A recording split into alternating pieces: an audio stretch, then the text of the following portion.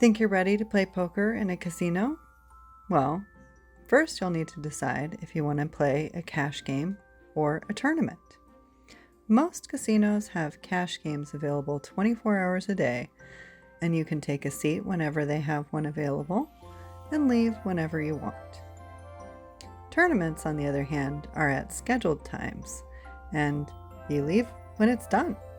Depends on how many people enter and how they play the game. You never really know how long it will take, but usually at a minimum, at least a few hours. I'd plan an evening or a whole day if you want to play a good tournament. Want a little more information before you make a decision? Check out the Bravo Poker app. I like to use this app to determine what cash games each casino currently has, how many tables of each game are running. You can usually see the buy-ins, promos, and more as well.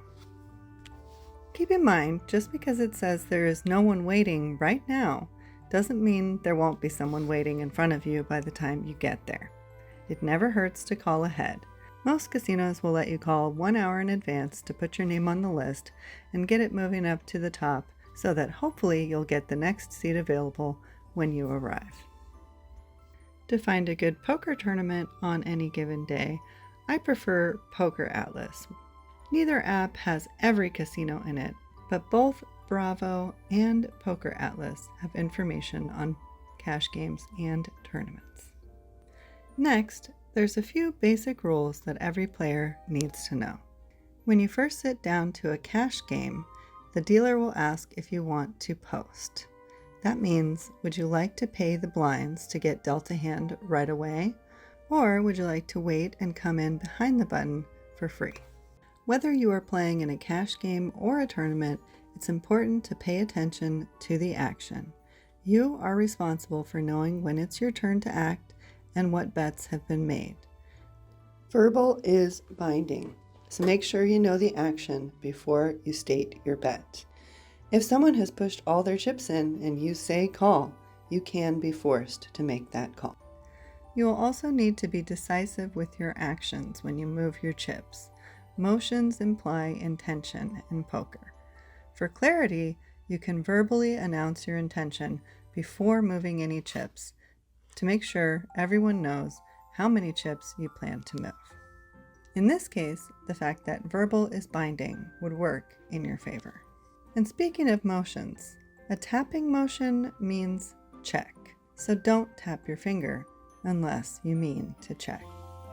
Place your bet in front of you and leave it there. Do not splash the pot. Bets stay in front of the individual players until each has had the opportunity to call, raise, or fold. Then the dealer will pull the bets in to the main pot. The dealer needs to be able to confirm that each player has put in the correct amount of chips before the bets are commingled.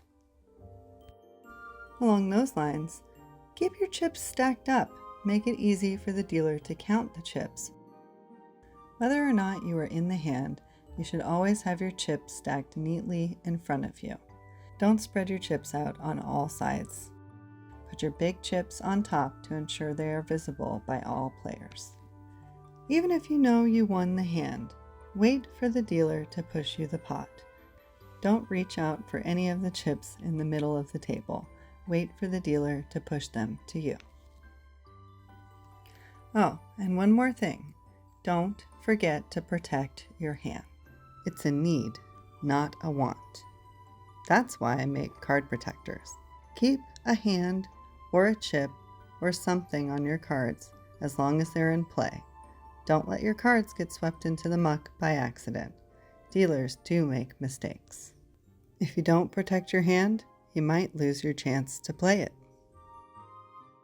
And of course, the golden rule: never risk money you can't afford to lose. Thanks for watching. Please like and subscribe if you enjoyed this video, and have fun playing Texas Hold'em.